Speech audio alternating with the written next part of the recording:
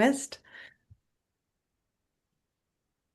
All right. Well, nice to see you all and some new faces and familiar faces. If you do have your video turned off, if you're able to turn it on, even just for a moment, so we can say hello and also verify that you are a real human, because I have been privy to some Zoom bummers lately, which has not been the greatest of times. Saria, hello. Nice to see you out for a walk. I love the hat. Pancho, hello. Nice to meet you. Ruth, hi. Yeah, thank you all for joining. Maybe just a show of hands for anybody who has been in community with me before. Yeah. Oh, not many. All right, but just under half. So I had the great privilege last year of convening seasonal gatherings for Humanist Canada at the turn of each season, with our previous executive director, with Lee. So that was a wonderful experience. And then the year before, I was able to put on a master class exploring the elements of ritual and ceremony, as well as I host the December closing the year human light and kind of winter solstice Yeah. gathering. So it's been just a real gift, to find my people, my feeling of home and belonging amongst the humanist community. I had two meetings today, with some BC humanist folks, so I am in North Vancouver. And before we kind of dive in, I just wanted to invite everybody to land with me. I think this wonderful world of virtual Zoom, digital gatherings is so phenomenal. Bert, hello, nice to see you.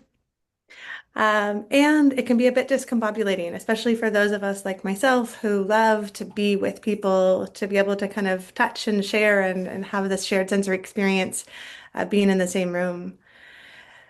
We also might be rushing from one thing to the other. You might have your phone nearby, you might have different screens open, all of which is okay. That's kind of part of the world that we live in. But just for a moment, I'm going to invite us all to ground ourselves, and maybe you can begin, if you're walking or sitting, wherever it is, just take a moment and feel your feet on the ground, pushing them into the earth. If you'd like to close your eyes, you're welcome. You can also leave them open and just lower your gaze. Maybe put a hand on a part of your body that might be feeling a little bit of stress or rushing or grief, maybe something that's weighing on you. And then maybe taking your other hand and putting it on your part of your body that said yes to joining here today. Maybe it's connected to your intuition, your longing, your desire for community, for connection. And just slow your breath a little bit, noticing what you're holding in this moment. Multiple things can be true at once. And as you push your feet into the ground, using the balls of your feet, your toes, your heels, I want you to picture what lies beneath. So perhaps there's carpet or hardwood floor or stone, and start to visualize going deeper into the cement, the foundation, or maybe the grass, going deeper, deeper into the layers of sediment that exist beneath the structure that you find yourself upon right now. Taking a moment to honor all of the stories that the land you find yourself on has been privy to, has witnessed. The plant stories, the animal stories, and the human stories. Acknowledging what a gift it is to be on this earth, to be placing your feet upon this ground, and taking a moment in whatever way feels right to you to thank not only the land, but all of the stories that have come before you for caring for this earth, for being stewards of the land. I'd like to take a moment and acknowledge the Squamish people, the Musqueam and Tsleil-Waututh nations, the Coast Salish people who have been reminding me day after day on how to tend to this earth so that it will last far beyond me, so that my story will one day be a story for future generations. And what a privilege it is to be sharing this planet, this earth, with all of you. I invite you to open your eyes if you can, and as you push your feet into the ground, feel connected to each other across this country, that we are all sharing this earth. That as we push our energy into this earth, it is in fact responding to us, reminding us that we're not alone, that there are stories that have come before and stories that will come after us. So thank you, everyone, and welcome. I'm going to pass it over to Janalee as she invites us in through the Humanist Canada lens. Thanks so much, Megan. What a lovely way to start. Um, Welcome, everyone, and thank you for joining us today as we indeed gather online from coast to coast to coast. We are Humanist Canada, a national charity. We've spent over 50 years promoting compassionate, reason-based, and secular lifestyle. As humanists, we don't look to the supernatural to find meaning. Instead, we find deep purpose, connection, and awe right here in the natural world, in human relationships, and in our shared responsibility to protect the planet. And that's exactly why summer solstice is an important time of year to recognize. Today marks the longest day of the year in the Northern Hemisphere, the moment when the Earth's tilt brings us closest to the sun. For thousands of years, humans have marked this astronomical milestone. And for us, it's not just a change of season, it's a profound celebration of nature and science and reality. We celebrate solstice to connect with nature's rhythms. It grounds us in the grand, predictable mechanics of our solar system. To appreciate life and light, the abundance of daylight serves as a beautiful metaphor for curiosity, for reason, and the pursuit of knowledge. We gather in community and reminds us that we share the warmth of the sun, we share this life together, and we thrive when we support one another. So, as we welcome the brightest day of the year, let's celebrate the warmth of summer, the beauty of our planet, the power of human connection. And thank you so much for being part of our humanist community. Thank you so much, Megan, for offering this gift to us today.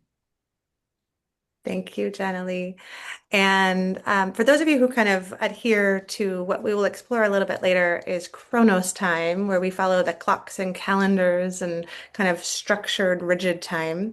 We're going to be introducing a concept of Kairos time. And Kairos time is when we let go of clocks and calendars and we step into that feeling of timelessness. And ritual for me is a portal into Kairos time. So while I think it's Sunday is the actual, astronomical, scientific first start of summer and that long summer solstice, my invitation through the ritual lens that I've come to adopt is that we can create rituals at any point in time. We are not limited to the clocks and calendars. So even though the calendar might tell us it is the first day of summer, it might not yet feel like summer for you. Summer may have happened a couple of weeks ago, or you still might be waiting with your temperatures cold in some parts of Ontario. And, Calgary I hear is getting some weather shifting. So we're going to explore today in the second half a little bit about how we can let go of the structures of time when we create ritual and ceremony and acknowledge what ritual means to us in a lot of different ways. And some of the key ingredients of ritual, as we'll learn in a little bit, are elements of storytelling and memory and the sensory experiences, our relationship with the elements, water and fire and earth and air. So that's just part of what we're going to experience together today. My hope is that everybody leaves feeling reconnected to a relationship with ritual. I think the main kind of premise of my book, which I'm going to share a little bit, it just came out a few weeks ago.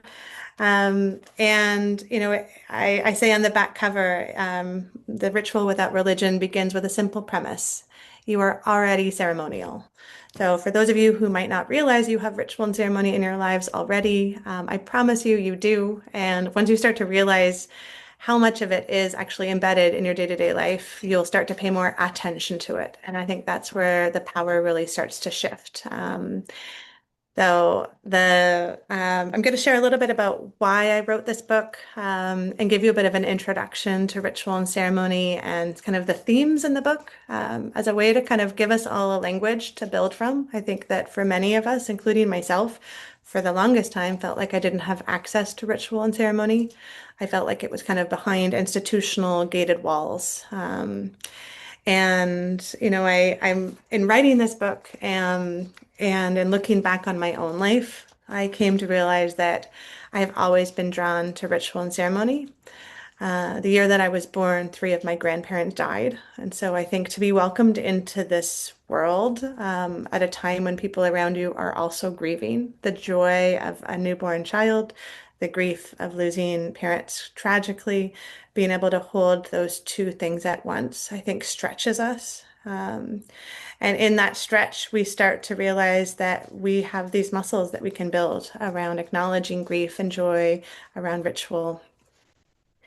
So I was raised without religion, without strong sense or connection to my cultural heritage, and I think I really grieved that for a long time. I felt unsure about how to mark the things that felt really important to me.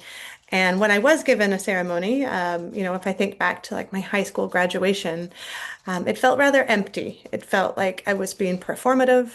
It was a bit prescriptive. Everybody had to do this in a certain way, and I didn't really know why. And I didn't have any emotional connection to the prescribed rituals that were being adhered to in more secular culture. It wasn't until my master's degree. So I did an undergrad in McGill in journalism. So storytelling has always been my love language. It's how I learn about the world. It's how I share about the world. If you spend time with me, you will learn that I have a light regard for the truth, which I think is a good sign of a good storyteller. My stories shift and change each time I tell them. It drives my husband crazy because he is the opposite kind of storyteller, where he is very precise. He's a Swedish engineer, so his stories tend to follow the same framework, whereas my stories keep changing and shifting depending on the weather.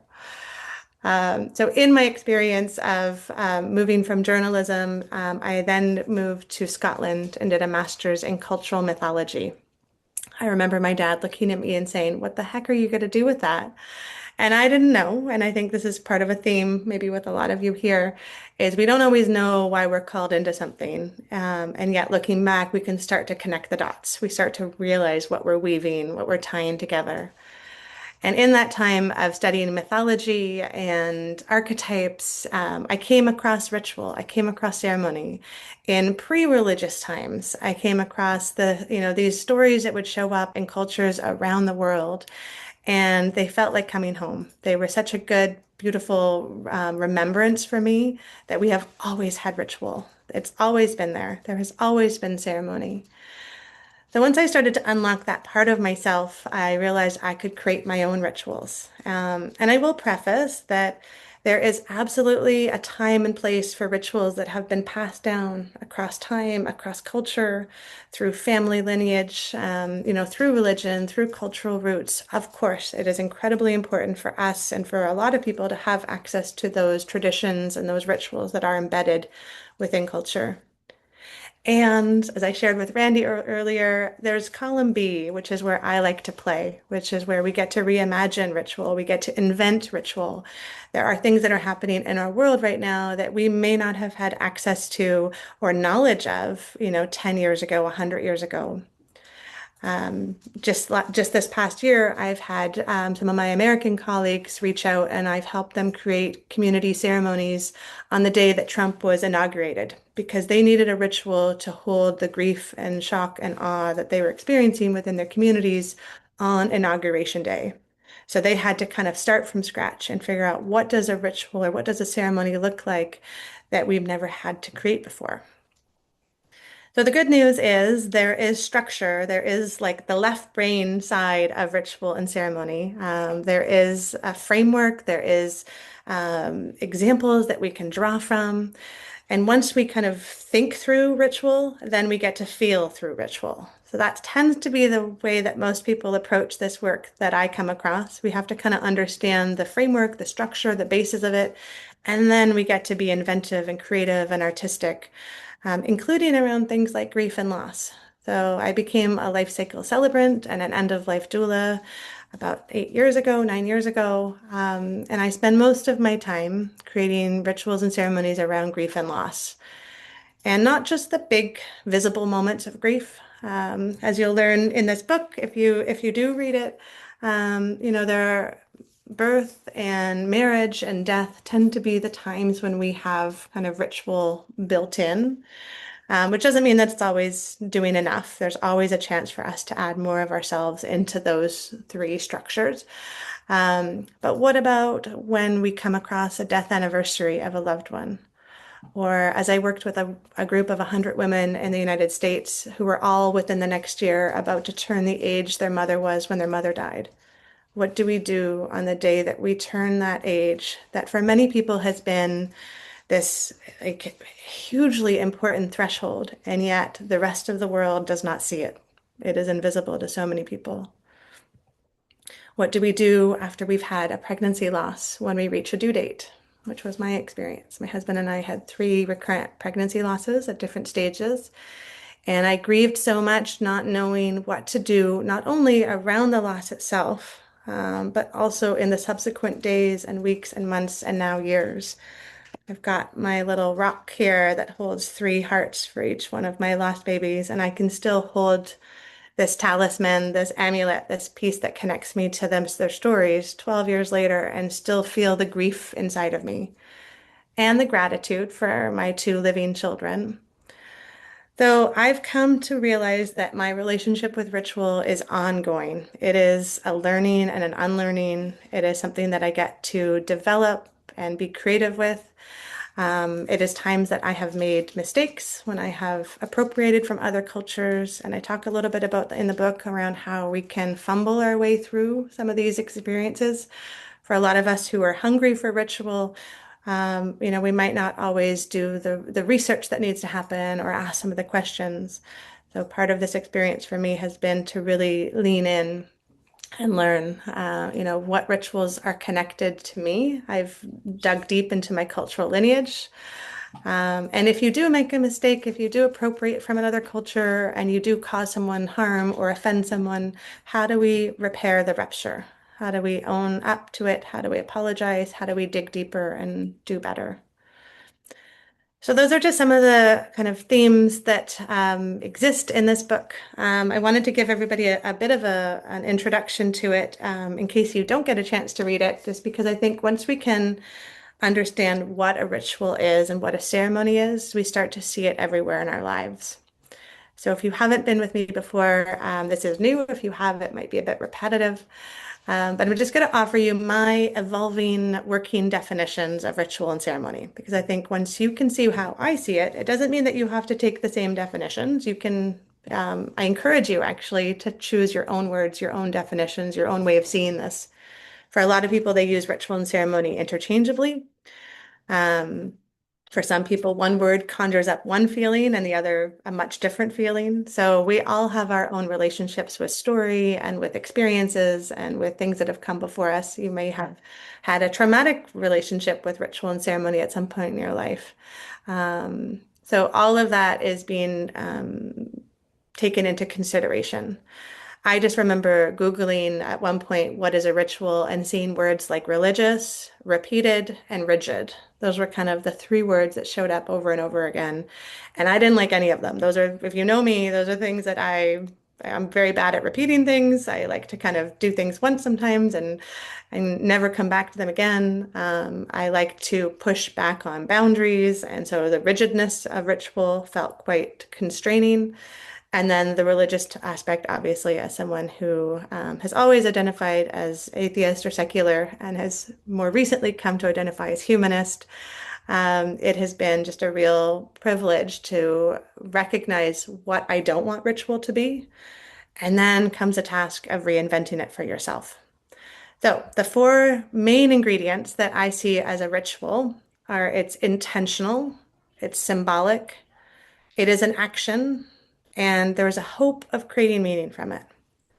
So it's intentional. You don't do it by accident. I think that in the book, I share that we fall into routine, but we step into ritual. And what I mean by that is You fall into your routine every morning. If you wake up and you have your morning cup of coffee and you sit down and you're drinking your coffee, a lot of people might see that as their morning ritual.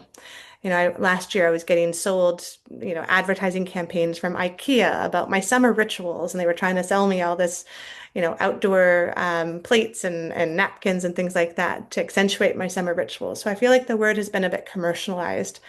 Um, your morning coffee can become a ritual as soon as we bring in the other elements, as soon as you bring in the intention of thinking, okay, when I drink this coffee, what is it that I want to connect with? What is it that I want this moment to bring me? Why am I doing this? I think getting clear on the purpose, the intention, is where we have to begin always. Otherwise, there's very little chance the ritual is going to bring you what you want. So, in working with people around grief and loss, especially, a lot of times people they're not clear what the intention is. And they do a ritual just because it's what's always been done or it's what they're told to do. And then they miss out on getting any meaning from it. So, getting clear on the intention, very important. The second part I've come to love is the symbolism. So if you come to my house and you have your a cup of tea, I will often let you choose a mug of your liking. And they have words on them.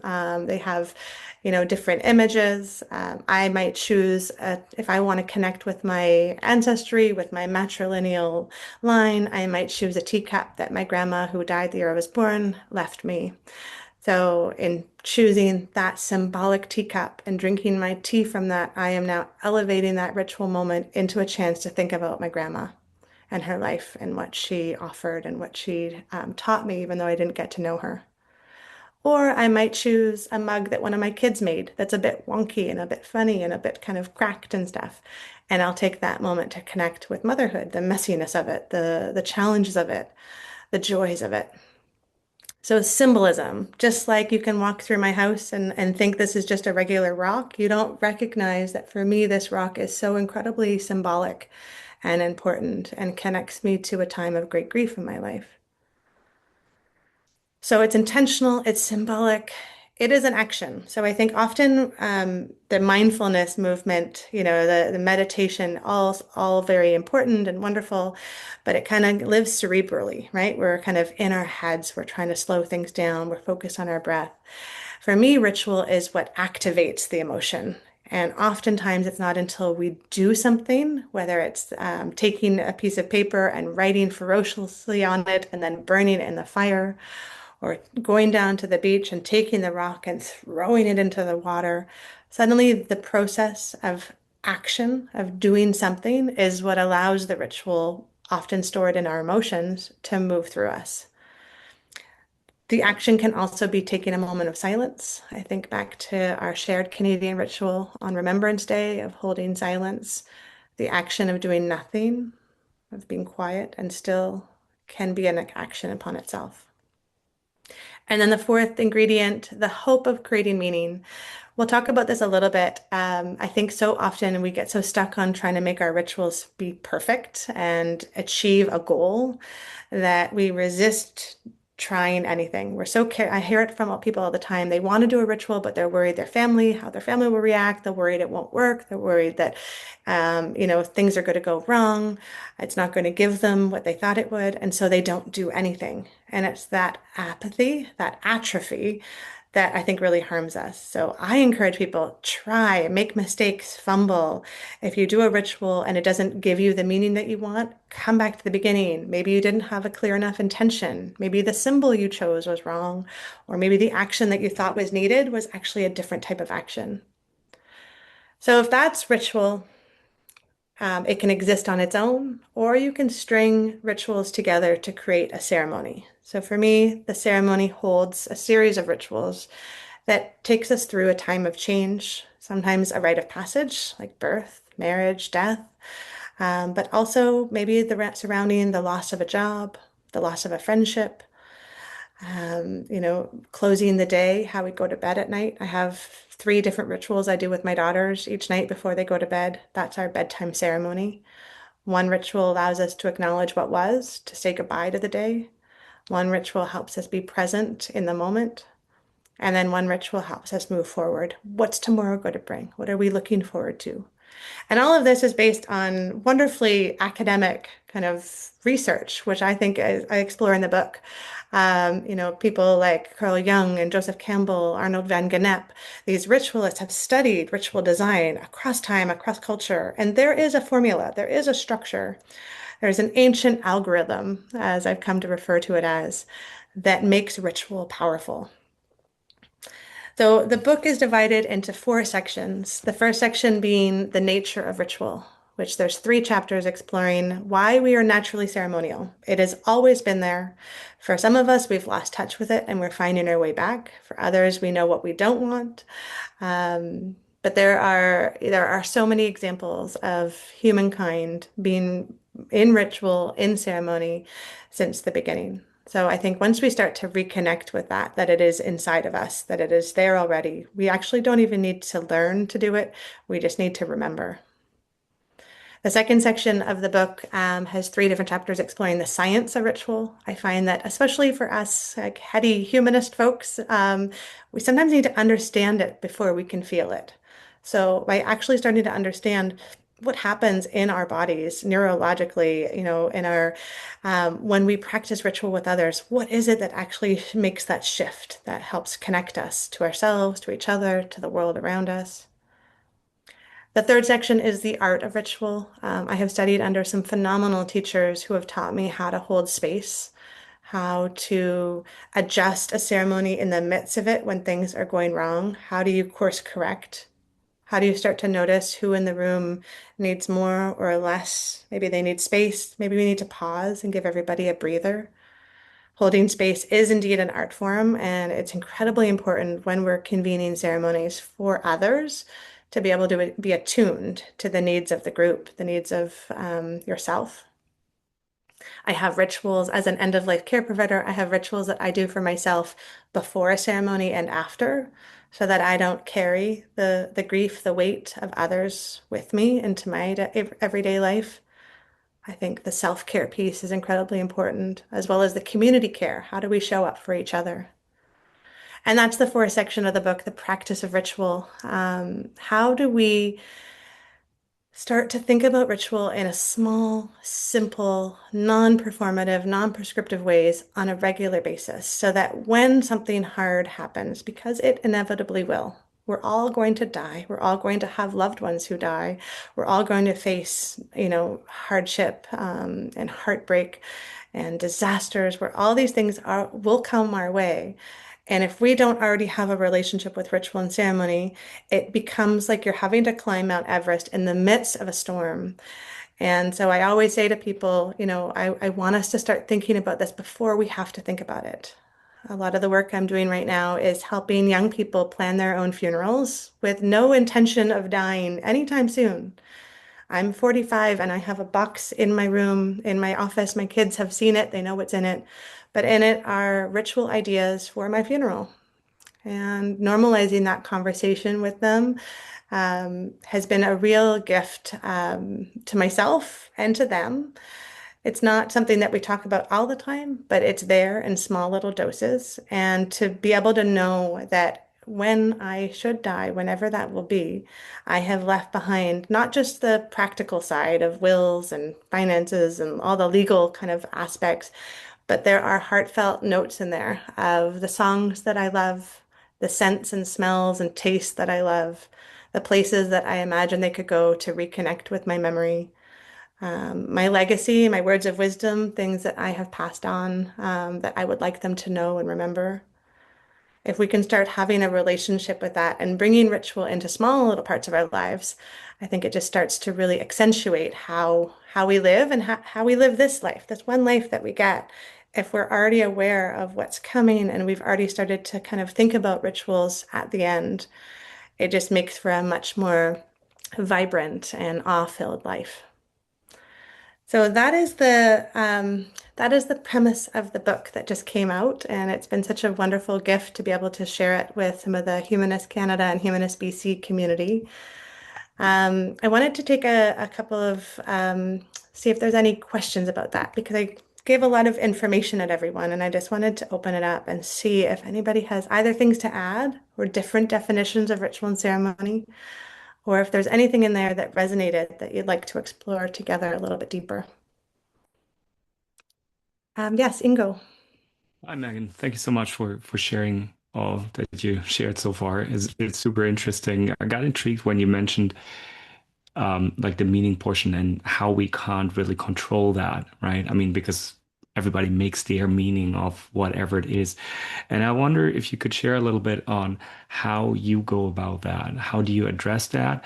And how do you offer, I guess, some sort of meaning or direction while still providing space for people to make their own meaning? Yeah, that is such a good question, Ingo. Thank you.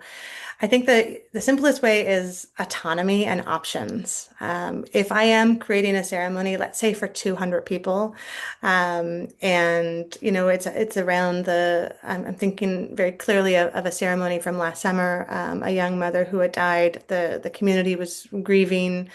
There were so many different feelings within the room.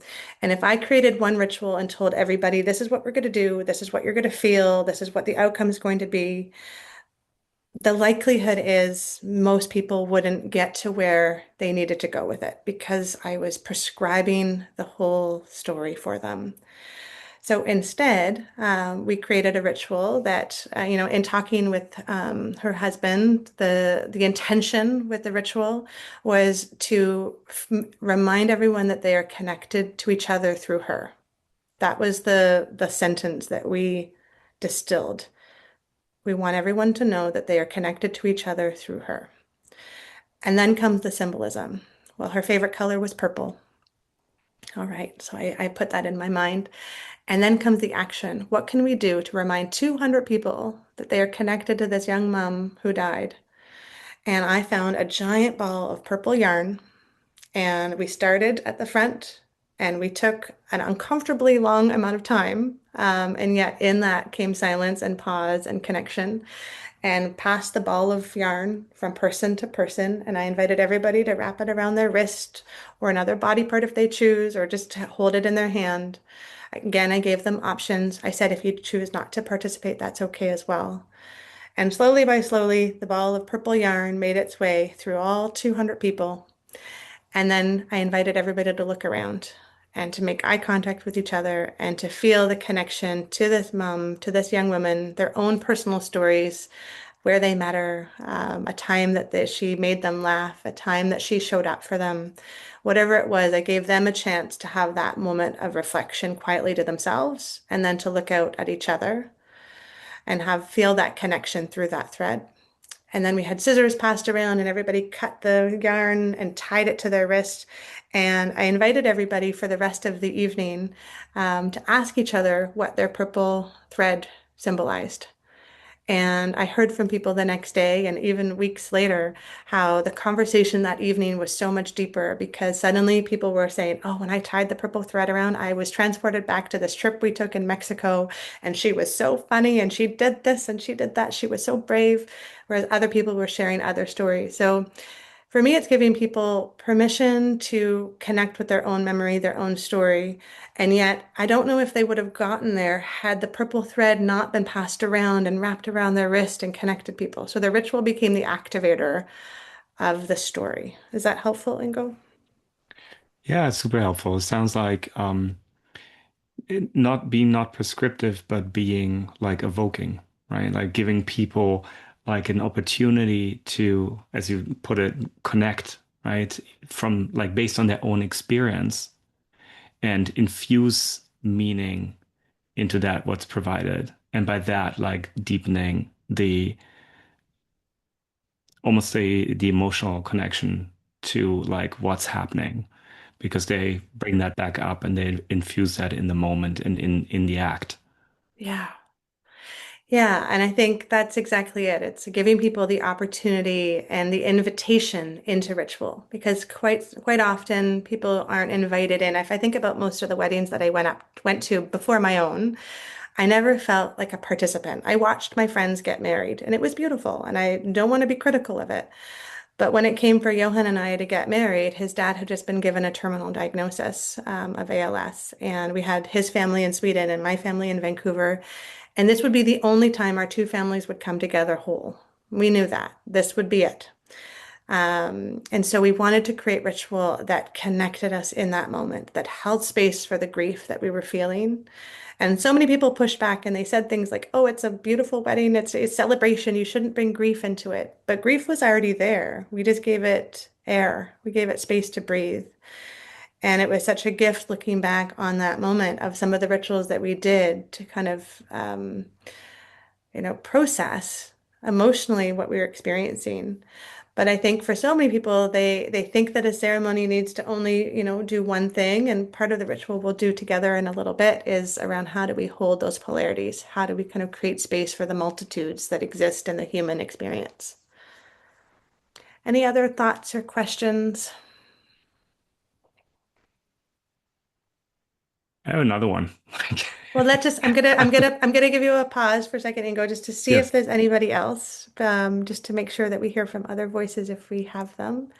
Were there any other thoughts or questions? Well, I have a question. Yeah. Is there, thinking about young people, you mentioned your girls, but I'm thinking more like teenagers or people under the age of 30, who are very digitally sophisticated, I expect. Um, is How do we use the ritual to reach out to them um, from a humanist standpoint as an attractor? And I say that in a positive sense because I believe rituals are providing meaning and making people feel good, and that's very important. I think it helps people to flourish. Let me use a humanism term. Um, uh, is there is there something different how you would approach young people under the age of 30 than somebody like me who's over 70? Because of they've grown up in a different social environment. Um, that's my general question. Thanks, Craig. I love that thought. I think for all ages, including young children, the number one thing to having buy-in, if we're going to use that word, into the ritual in order for people to actually show up is for it to be co-created. So if one person comes from the top down and says, here's the ritual, everybody's going to feel this and do this and move through this, it's only going to land here. But if we work with people, if we listen, if we draw out the themes and symbols and needs that they are identifying, and together we co-create that ritual as a community, suddenly everybody has buy-in because they see themselves reflected in that. So I think if I think back to some of the rituals that I've created with reluctant folks, so I go into corporate environments quite a bit where I'll come into a company either following the loss of an employee, the death of an employee, or just this past February and March, two businesses hired me because they were closing, and there was a lot of anger and grief and fear and uncertainty around the 20 or so people that had just lost their jobs. And by creating, I could have come in as an outsider and said, "Oh, here's the ceremony. Here's what I know you should all move through." But that would have only got us here. But to get deep down, it had to be co-created. So part of, for me, the experience is sitting around with people and saying, what do we want this ceremony to offer? What do we need this ritual to do?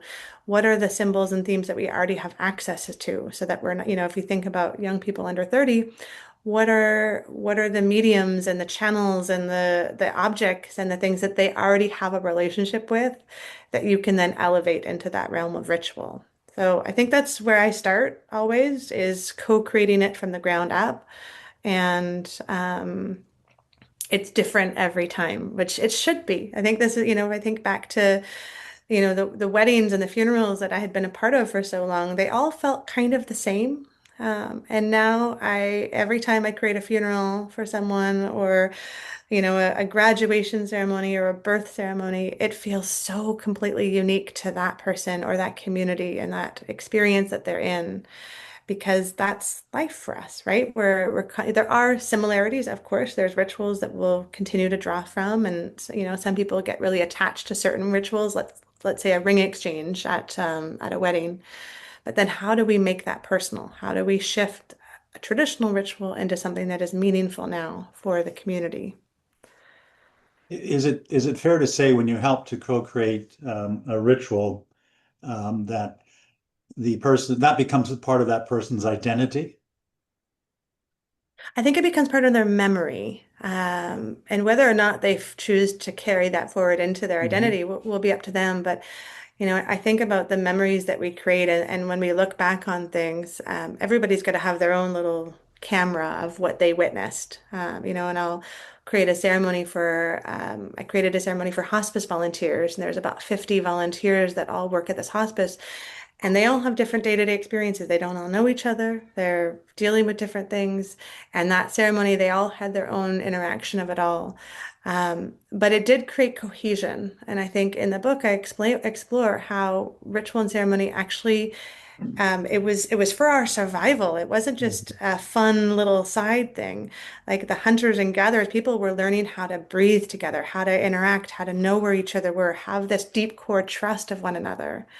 And that actually helped people's survival. And so by disconnecting from that, by kind of removing ourselves from being in grief together and learning how to be in ceremony. And I think about some of the ceremonies that I've created, and I share a story in the book. I was creating a ceremony for pregnancy loss with strangers, and we were all gathered on the beach. And something happened within that ceremony where suddenly now, like we were all as one. I can't even describe it. It was such a visceral experience. But we went from being 12 strangers to all kind of being this community of care that had this connection with each other. And that extended throughout the ceremony. And it became such a gift to all of us, to feel that deep connection to people we just met through storytelling, through ritual, through shared experience. So I am gonna, because we are a bit of a larger group, and part of Janilee's and my intention with today is both to offer some teachings and learnings and kind of an invitation into some of the stories that my book holds, but it's also a chance for you to connect with each other. I think that it's incredibly important now more than ever that we get to hear each other's stories, that we get to witness one another. And even if it's just for 10 minutes, it's a chance for you to have a smaller guided conversation within your little group. So we're going to put you into breakouts. I know a few people here are joining without your video turned on. If you're able to turn it on for the breakout, that's great. We will come back and we'll move into the summer solstice following that. And if you don't want to choose to go in a breakout, you're welcome to stay in this main room with myself and Janalee. But Laura, yes, Hi, I just have to go put my 4-year-old to bed. that's fine. So I won't be in a breakout, but I'm really enjoying. I'll come back in when I after she's gone to bed, and then I'll come back to the thing. But I just wanted to, Perfect. Thanks yeah. for letting us know. Okay. So the invitation in your conversation with the 2 or 3 or 4 people that you're placed with is to think about what ritual or ceremony have you been part of that really left a mark, that you can think back and you can feel that shift, you can feel that intention, you can feel that moment where that memory was created, as Craig was just sharing, where, whether it shifted your identity in some way, but have you been part of a ritual ceremony that really kind of connected with you at a deeper level? So that's the invitation. If not, you can also talk about that. You can talk about the opposite of maybe some rituals or ceremonies you've been part of that did not provide that deeper sense of connection, that fell short in some way. Any questions for that before we send you off to a little conversation? Okay, Janalee, do you have the rooms ready to go? We're all ready to go. Can you hear me? Sorry. Yep, that's Okay, great. good. All right, so Okay. we're going to set it for 10 minutes. We'll see you back at 4:57 my time, and then we'll dive into the summer solstice. Yeah.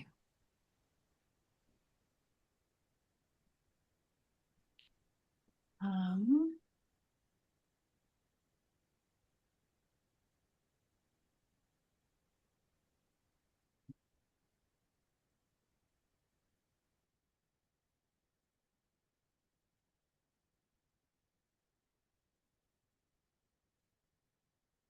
so Megan, I didn't put us in rooms. I'm going to go join a room. And can you see the rooms? You can go and join. I think you should be able to. And you can pause the recording for 10 minutes. And I see that there's only 9 minutes left. Do you have a restriction on how long you can chat with the group? Thank you, Jana Lee. So I just wanted to check in, maybe as a bit of a fly on the wall. How was everyone's conversation? Did anything come that felt familiar, or did anybody get a bit of a spark of an idea? Any new voices want to share what you might have experienced in your room?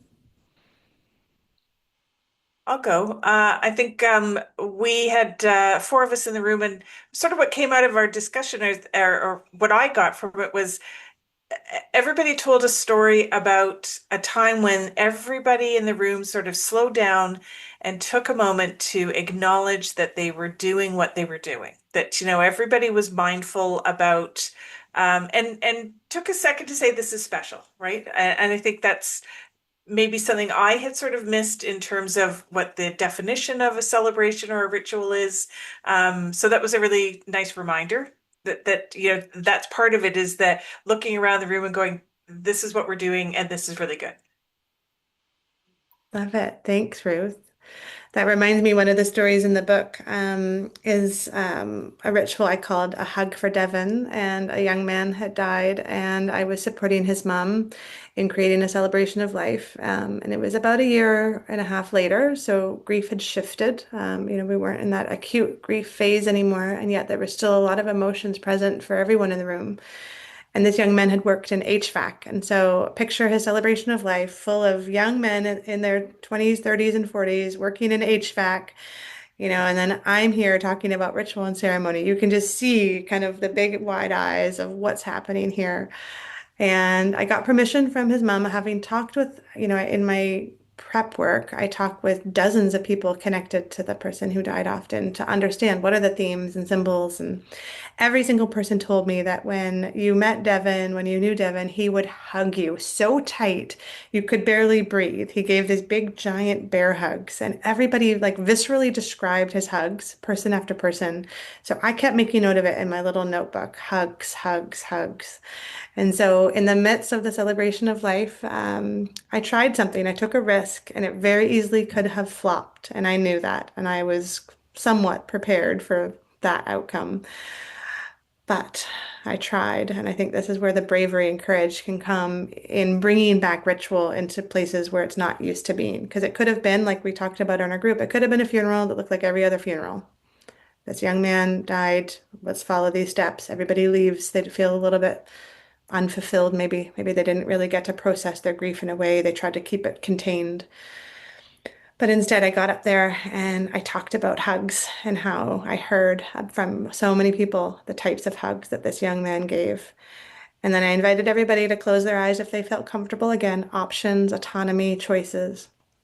And if they felt like it, to wrap their arms around themselves and picture Devin giving them a hug.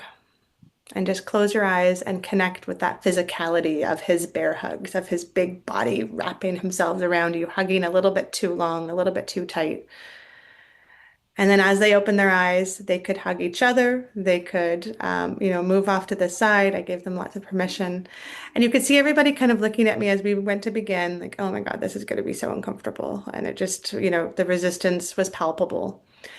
And then something happened. People closed their eyes, and I guided them through describing what I'd heard. I shared back words I had been given from others about what it felt like to be hugged by Devin. And you could see these young men wrapping their arms around themselves tighter and tighter, the tears coming, the smiles coming. People opened their eyes and looked at each other and wrapped themselves around each other, hugging big groups of piles of men and women and moms and kids coming together, the tears being activated, being released, the laughter, the joy, the reminders of his stories, the things that he brought them. And what became this shared moment where all of the things people had been feeling were finally activated and released. And it was, to this date, one of the most powerful moments. And I had no idea how it would go. And I did not control it. I was not, the thing that I did was I gave an invitation in, and everybody made it their own. So I think the more that we can see ritual as doing that, as Ruth was sharing, as being the shared experience where we look around and we realize we're in this together, but we're all going to have our own individual experiences. That's, I think, where the power really comes. Does anyone else have any things that you shared or experienced in your room before we move on?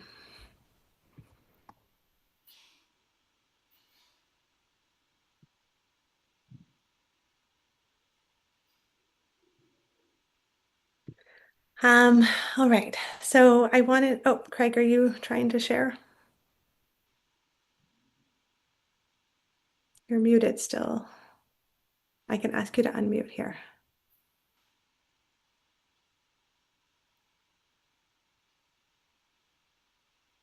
Still muted. All I wanted to say very quickly is I'm absolutely when I received this copy of the book, I'm absolutely delighted that I received it at this point in time of my life, because I mentioned it in the group, I don't mention it earlier, but my wife had maid last year, and she's culturally Jewish, and which means after a year after the death, we lay down the marker on the grave. And so I'm absolutely delighted that I'll be using this book to develop a ritual for my wife when we lay the marker sometime in September or October. And so I'm very grateful for that. Let me express it that way. And I thank you. Well, Craig, that actually brings me to a great point. Craig was so generous as to gift me with some different poems he has written. And upon reading my book, he sent me some poems that kind of reminded him of his own poetry and reading my words. And what a gift it is to be able to, all of us kind of share the way that we interpret this world, right? Whether it's through words, through paint and colors, through sounds. I think we're all just trying to find ways to express what exists inside of us and to feel a sense of connection and belonging amongst each other. So Greg had let me know that I could read one of his poems. The one that resonated most for me in what he gifted me is called Humanity's Rituals. And he shares this. Rational rituals are a necessity. They give us meaning to you and me. Sharing rituals are a necessity. They allow us to know you and me. Empathy rituals are a necessity. They show us the diversity of you and me. Rituals are old. Rituals are new. Rituals are a necessity for all of humanity to be. And I love that just reminder of how not only is it innate in us to be ritualistic, to be ceremonial, it is incredibly needed and important. Now more than ever, I've come to realize as we feel more divided and pitted against one another, and our ideas get clashed and get polarized. There's divisiveness rising. Rituals can be a common ground where we can come together and see each other in our humanity, in the complexity of being human. So thank you, Craig, for sharing that with me and all your poems. I always love them. I wanted to shift in to the seasons because it is summer solstice. We were trying to have today do two things, which is wonderful, and hopefully I haven't lost your attention. We're going to wrap probably around 5:30 my time, but there is time to linger for those that want to stay. In thinking back, so last year, for those of you who joined me for each of this turning of the seasons, some of the main themes that I focused on were how we don't always have to, as I mentioned at the beginning, summer doesn't become summer on a day. It's a slow unfolding. There is opportunity for us to notice the shifts and transitions. And I'm going to read you a story that is in my book, and I'm just going to make sure that I have the right page. There it is. Just as a chance to kind of be invited into how I see the seasons and how I start to commemorate them in different ways. Okay, here we go. I offer a year-long course called A Year of Seasonal Ceremony. People from all over the world join me and my colleague, Alyssa Ackerman, as we move through the year together with virtual seasonal gatherings. We gather around the spring equinox, the summer solstice, the fall equinox, and the winter solstice. But we also meet in between seasons to notice the subtle changes around us. I remind everyone that fall doesn't happen from one day to the next. It's a process and an unfolding. While the clocks and calendars might tell us that today is the first day of summer, it might still feel like spring outside. Whereas 3 weeks from now, as the leaves start to turn and June and July take hold, it might feel more like it did. It might feel more like summer than it did at the equinox or the solstice. Finding rituals to acknowledge the small, subtle changes is part of building our ritual muscles. I often share with the group the story of how I grieve the end of peony season, and it resonates so deeply with people because they felt similar things before. Every year I have the most beautiful red and pink peonies that bloom in my garden, yet they aren't just peonies. They were transplanted from my childhood home, the same home that I did the house cooling ceremony with my mom at. After that house cooling ceremony, we went back and dug up some of the peony bulbs and lilac bushes to bring to my new home. We planted them in our garden, and now every spring I get to smell the lilacs from my childhood and see the peonies that once surrounded my old home blossom in my new home. But the ritual doesn't end there. As peony season comes to an end, often because of a torrential rain that pummels them down to the ground, I go and I collect the fallen petals. I dry some of them and add them to my bath throughout the year, or place them next to my desk. They hold the color and aroma of the peonies, even in this new state of being. And when I incorporate them into my morning ceremony or my evening rituals, I'm reminded of my childhood, of springtime, and of the fleeting nature of life.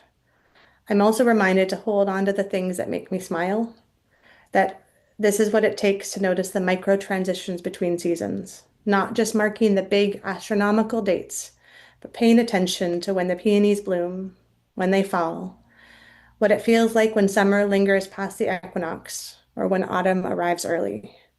These small observations become rituals themselves, ways of staying connected to the natural world and to what matters most. So that is a small little story within the book about peonies. And funny enough, just the past couple of days, I've been gathering the petals from my fallen peonies and drying them and gifting them to people in different shapes and forms. And I wanted to talk a little bit about summer because we are at this kind of threshold, this transition time, and blink and it could be gone. And we would have failed to notice the things around us that are actually our greatest teachers. As we learn in different seasons, there is beauty in the beginnings and there is grief in the ends. As I mentioned earlier about Chronos time and Kairos time, I think we often kind of get so stuck on doing things when we need to do them. Whether it's big things, I'll have people say to me when they learn that I do ceremonies when you're turning the age a loved one was when they died, they'll say, "Oh, I wish I'd met you 3 years ago when I turned 53, the age that my mom was when she died." And I say, what's stopping us from doing it now? Time is just a construct. I helped a woman create an abortion ceremony 30 years after her abortion, and it was one of the most beautiful and powerful things for us both to co-create together. It didn't matter that it happened 30 years ago. There's always opportunity for us to create rituals and ceremonies when we need them. I often talk about something called retroactive rituals. In the book, we talk about the idea of like going back in time and giving ourselves the ritual that we wished we'd had then. You can have do-over ceremonies. So I've been hired by people. You know, I had a young woman come and say, "We had my grandma's funeral and it was horrible. It felt nothing like her. She would have hated it." And I said, "Let's do it again. What's stopping us? Who's to say we only get to have one funeral and that has to be at a certain time and place?" Obviously, yes, some cultures, some traditions, there are, stricter adherences to play by.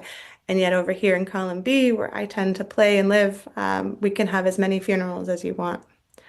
I've supported a family where there was 4 children grieving the loss of their dad, and none of them could agree on what they wanted. So I said, great, let's do 4 separate funerals. I'll work with each of you to build your own.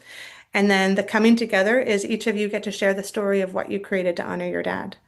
And it became one of the most connecting things that this family needed in a time when it could have divided them further apart. If we had to force people into compromise, into, giving way to what each other needed, And instead, they each got to create something that was so reflective of their complicated relationship with this man. And then they got to come together and share the story in a larger setting and connect back with each other and witness what each other had been holding and feeling. So multiple ceremonies, right? We don't have to just do things once. So in thinking about the summer solstice, you might be busy on Saturday or Sunday. You might think, oh, I'm not going to be able to do anything to mark the summer solstice. Do it today, do it next week, do it in December.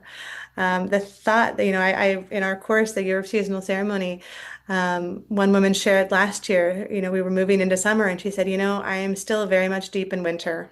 I know the outside world is telling me it's summer, but she was grieving. She was dealing with health challenges. She was in a winter season of her life. And so I said, great, let's create a like a winter ritual for you. What does winter mean to you? What is it that you need to reflect upon? Um, there's themes, I think, that show up in summer that we colloquially get to really identify with. And I think really understanding language is at the root of symbolism. So if I were to ask each of you, what does summer mean for you? We may all have somewhat similar ideas, right? Some of the themes I'm just going to read through some. We have this idea of, we're at the peak. We have this ripening, this blossomness. Things are full. We have this feeling of, honeybees and fruit is blossoming. We have this idea that the long days, right? There's a lot of light. But there's also a shadow side that comes with summer. I think about here in British Columbia, we are entering wildfire season. The lack of water is palpable. People are on water restrictions already. You're looking at this beautiful world and you're recognizing the impermanence of it all. Whereas also sometimes forced into doing too much when in fact what we want to do is slow down and savor things more, but we get booked and busy. I have young children, so I feel that right now. So what are the ritual opportunities we can connect with what it is that we want this season to bring us? One of the things that we did in our seasonal ceremony in spring was we each took an element that connected us to spring, and we froze it in water and then brought the ice cube out and invited everybody to allow the ice to just melt in their hand and reconnect them with summer. So I had some cherry blossoms that had gone. Somebody sprayed sunscreen or put some sunscreen into the water and melted it. They were connecting with their summer energy. So I just wanted to give everybody an invitation maybe to share out loud. What are some of the symbols and themes about summer that you connect with? And we'll just kind of popcorn around. Feel free to unmute yourself if you've got some very specific things or maybe just a feeling that you think summer holds. Anyone want to go first?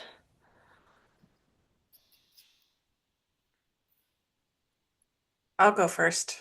Yeah, thanks. Fresh fruit. It's strawberry season here in southwestern Ontario, and it is all strawberry all the time diet in my house. So it's something we really look forward to every year. And once the strawberries wane, the cherries will be along. And then once we've eaten our glut of cherries, we just finished rhubarb season as well. Then we'll be into peach season. So every one of those seasons is, really welcomed and enjoyed, and it's one of the very few things that we do every year that we really look forward to, right? And Mm. summer, that means summer to me. Thanks, Ruth. Do you do anything to preserve those, to carry them throughout the year?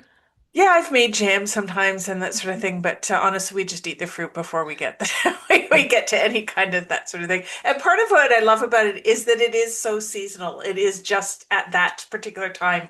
It's so good and it's so abundant, that I like that, we just get to really enjoy it at that time of year.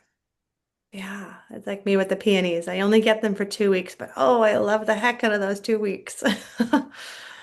Jennifer, I think you had yourself unmuted.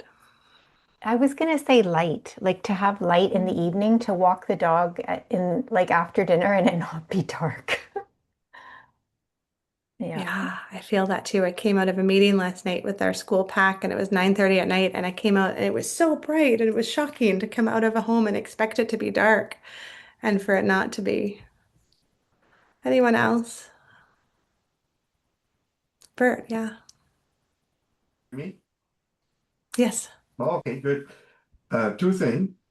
The first one is it's not fruit or vegetables, it's uh, tree swallows.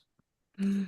They when I was a kid, we had tree swallows always migrating every spring and they leave in the summer. And we always had tree swallow house. And when I was very small, actually, 7 years old, and we had a small barn. There was always chicken, so there was always feathers around. And the tree swallows are very, very. They're not scared. You can be 20 feet from the house and flip the feather in the air, and they'll come and pick it up and build their nest, right?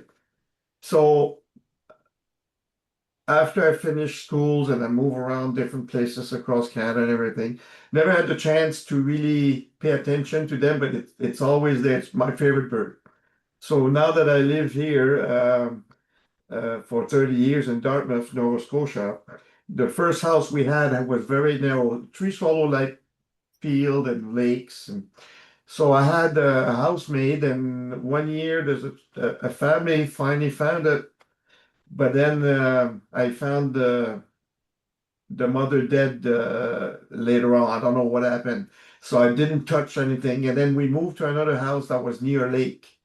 So I started building again my tree solo house, and after 2, 3 years, I had one on the patio. That's where because I wanted to see them.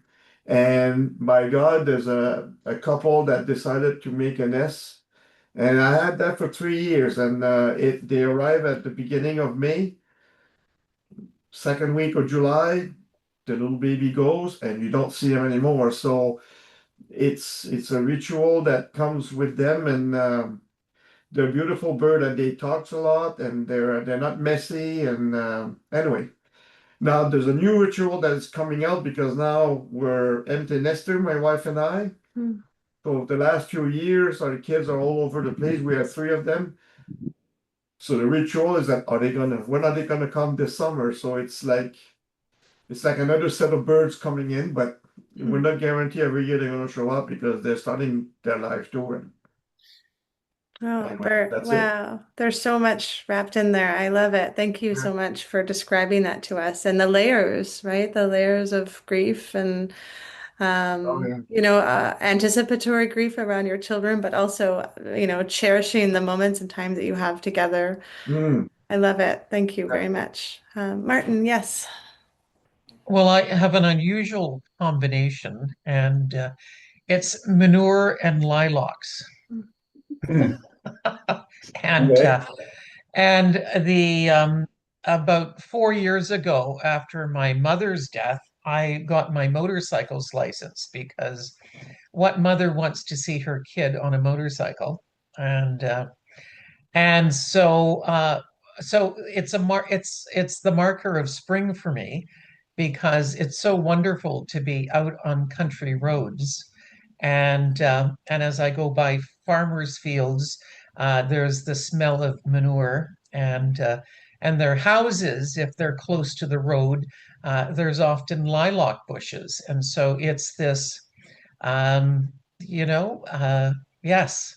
So I think the dichotomy of those two experiences, but I appreciate both, and it puts a smile on my face.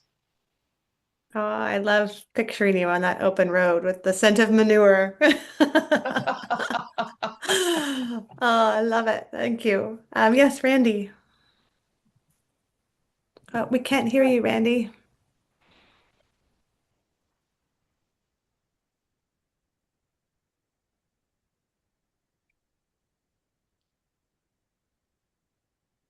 Can you hear me now? Oh, wonderful. We can. Yes. Ah, there you go.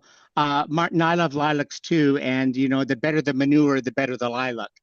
But I'm lucky. I recently I recently retired, and I'm lucky. I've got a small cottage in northern Ontario, and summer to me is the evenings as the sun starts to go down, and you close your eyes and you listen to the sound of the loons.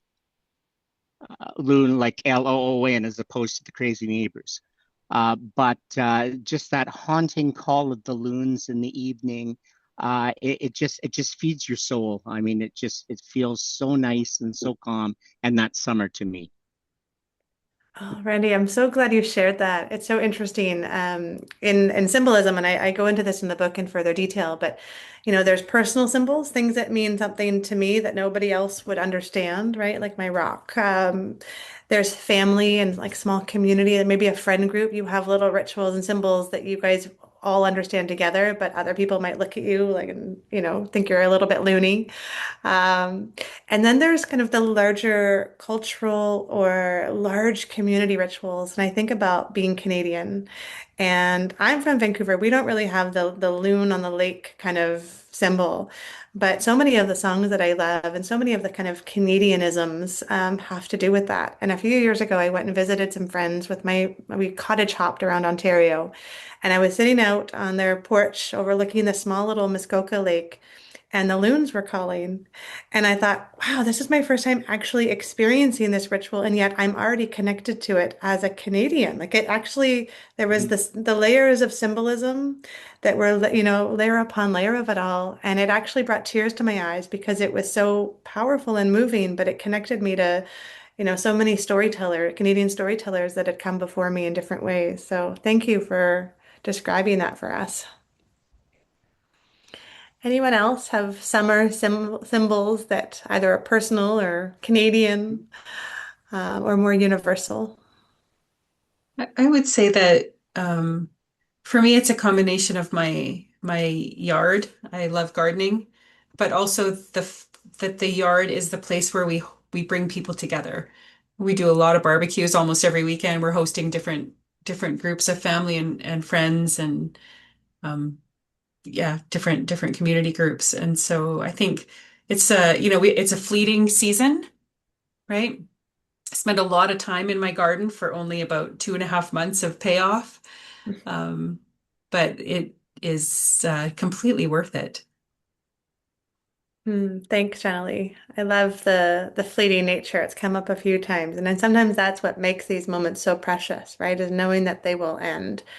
And what does that remind us about in life, right? This one life is precious because we know it will end. And so how do we start to feel, use opportunities like the end of peony season or, the end of strawberry season as a way to also reflect what we might be holding and grieving or storing inside of us. Also anticipating the next season to come, right? I have a birthday ritual with my daughters. The night before they turn the next age, we say goodbye to being the current age. And it's sad, for the most part, they get quite sad. I don't want to stop being eight, right? I loved being eight, or, what did eight teach you? And there's all these moments, but we acknowledge the ending before we can welcome the new beginning. And I think there's something that we can learn in that rather than rushing to the next good thing.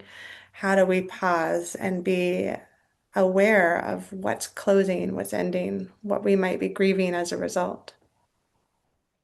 Laura, yeah. Hi. I was just thinking, just the idea of summer and the feeling of summer. I loved what everybody was describing. That's so nice. Like it's so visceral, I think. One of the rituals for me or the feelings of summer is I would say it's cultural a little bit. My family's Finnish Canadian, so we have a sauna that we go into and in summer especially because we can go in the lake as well. So there's a lot of like summer memories doing this, just going in and being with family and putting water on the rocks and feeling the steam and then jumping in the cold water and then doing it again and creating memories with my family that way as well, and doing it late into the night sometimes and watching the stars come out when you're in the lake. So those are really special memories to me, rooted in ritual for sure. Oh, I love that. Well, being married to a Swede, we also have a sauna and a cold pool in our backyard. So we are very much entrenched in Yes. the rituals of a sauna culture. Yeah. But thank you for sharing. So, my invitation for everyone, because my hope for you is to leave today and feel like you have a ritual already there. It just needs to be paid a little bit more attention, right? And I think this is the reminder that we already have rituals in our lives. We just might not quite realize the significance of them, or we let them go a little bit too easily because we don't realize what they're bringing for us. So whether it's something that you've shared already or something that's been kind of brewing in you, I want everybody to think about one symbol of summer for you. And if you have a piece of paper nearby, you're welcome to write it down, just writing down the word, giving it some tangibility. You can even just pretend to write it in your hand. Again, the physicality of connecting with the memory that you're holding, it takes it out of your kind of cerebral brain and into your physical body. So just think about what is one symbol that you hold in connection to summer. And one of the key ingredients as you start to land on that, again, you can, it doesn't have to be perfect. Whatever's showing up to the surface, is good for now. But one of the key things that I talk about in the book is how we need to learn to hold these polarities, right? We need to recognize that ritual gives us opportunity to both close and begin and, mourn and grieve and welcome anew. Even the end of a day, as I've been taught by one of my mentors, the lullaby was designed to bring our grief to the surface so we could mourn the end of a day so that we would leave that grief behind before moving into the next day and not carrying that forward. And I think so much of what we're missing in our day-to-day culture, in our grief-phobic kind of society, is an opportunity to grieve on a regular basis. We kind of bottle things up, and then when something big happens, quite often when I'm supporting families after the loss of a loved one, the grief they're holding goes back way earlier to other losses that had never been fully mourned or acknowledged, sometimes visible losses, sometimes invisible. But I want you to think about this one summer symbol. And then you're going to kind of have your two hands in your hand or your two fists. And in your left hand, I want you to think about what is it about that symbol that just brings you so much joy? What is it that lights you up, connects you to that part of summer that you just can't wait to get into, that anticipation? And just feel that excitement brewing in your hand, in your left hand, as you start to just think about what that symbol is going to look like and smell like and feel like as you step into the summer season. Whether it's the taste of strawberries, noticing the shifting light, listening to the tree swallows or the loons as the sun goes down, the smell of manure wafting through the air, or the smell of barbecue in your back garden.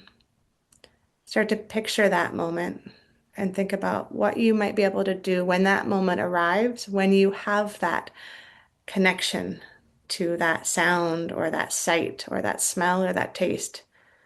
Even just pausing and feeling the joy that it brings you, that can be part of your ritual. And then I want you to take your right hand and start to think about what that ritual might also bring up for you. Maybe it's the fleeting nature of life. Maybe it's the fact that that ritual is not something that you have access to as often anymore. Maybe it reminds you of a person that's no longer here or a place that you can't visit. Just start to tune in to any of the grief or heaviness or stress or worry that also might be woven into that moment that we don't always pay attention to. So starting to give yourself permission when you are tasting those strawberries, smelling the lilacs, listening to the tree swallows, to also recognize that there might be a little bit of grief there at the same time. And when you're ready, you can hold your hands together and maybe just give yourself permission in those moments when they arise to feel both at once. We don't need to place hierarchy on our emotions. Being happy is not the goal. It's holding space for both of these things to exist in the same moment, in the same breath. not forcing ourselves to always be positive and to see the bright side, but sometimes creating space within a beautiful moment, a shared connection for the fact that there might also be a complicated emotion just buried underneath the surface. And what would it do as you taste that strawberry or listen to those loons to just hold a moment and bring to the surface whatever it is for you that's weighing you down or grieving. And I think when we start to hold those polarities, when we start to recognize that all of these moments have these two sides, we're building these ritual muscles. So when we go into some of the larger ceremonies that we feel we need to plan in some way, whether it's a funeral or a wedding or a birth, we might actually recognize that there's a lot of different emotions at play there as well. So that is my invitation for us, just to start to notice the intricacy of these symbols. That they might mean one thing initially, but as we peel away the layers, like I shared with some of the stories, like the hug for Devon, the wedding with my family amidst a terminal diagnosis, welcoming my two children into the world, and yet still holding grief for the three that I lost. All of these things can be true at once. And when we start to build that ritual muscle, we start to be more attuned to ritual opportunities in day-to-day life. And it doesn't have to be big or splashy or expensive. It doesn't have to be on an Instagram board. Sometimes they can be the small little messy moments where you take a moment and just acknowledge the two things that this moment might be bringing.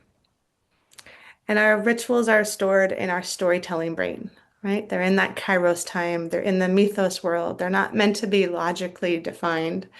And while it helps us to have a structure and a logical kind of pattern to be able to fall back on, the true creativity for me in ritual design comes when we immerse ourselves into it and when we witness each other. So thank you all for witnessing me as I share parts of the things that light me up in this world, and that have brought me grief and sadness along the way, but also for witnessing each other. I think as we build community, I think it's incredibly important for us to hear our stories and see each other in different ways. So I want to thank Jenna Lee for inviting me to share. I think she shared a link if you're interested in my book. I'm also running a really amazing series in July. The 4 parts of my book: the nature of ritual, the science of ritual, the art of ritual, and the practice of ritual. I've invited an author to join me in a conversation about each section. And the first one, The Nature of Ritual, is with a phenomenal author called Bruce Feiler, who wrote a book called Life is in the Transitions, and his new book, A Time to Gather. So if you're interested in that, the other authors are also equally wonderful, but that will begin on July 9th, July 12th. And we'll share a link to that if you would like to go deeper into the book with a community of folks who are really interested in becoming more ritualistic and ceremonial in our lives and in our deaths. I will pass it back to Jenna Lee, and if there are lingering questions or you want to stay, I have time still, but I did want to honor those that might have different time zones across the country and such forth. Megan, thank you so much for giving your time to us today. Thank you for writing this book. It's just a beautiful thing to bring into the world, and it really reminds us as humanists that we need ritual. And the fact that it's a humanist ritual, I think, makes it so much more meaningful because they're tailored to the individual needs and circumstances that have come up for people. So I have deep gratitude for the work that you do and that you're so gracious and generous with your time and willing to share it. I recommend that everybody buy this book. Buy 2, buy 3, give them away. They're so good. It's just so good. I'll also do a little plug. Megan is going to be doing a course for us in the fall. It is an end of life masterclass. So any of us who are interested in learning more about that, Megan will be back in November to do that. So you can look for an advertisement for that. And then we hope to have her back in the winter for some other more in-depth course as well. So I appreciate everyone coming tonight. And happy summer solstice, everyone. Thank you.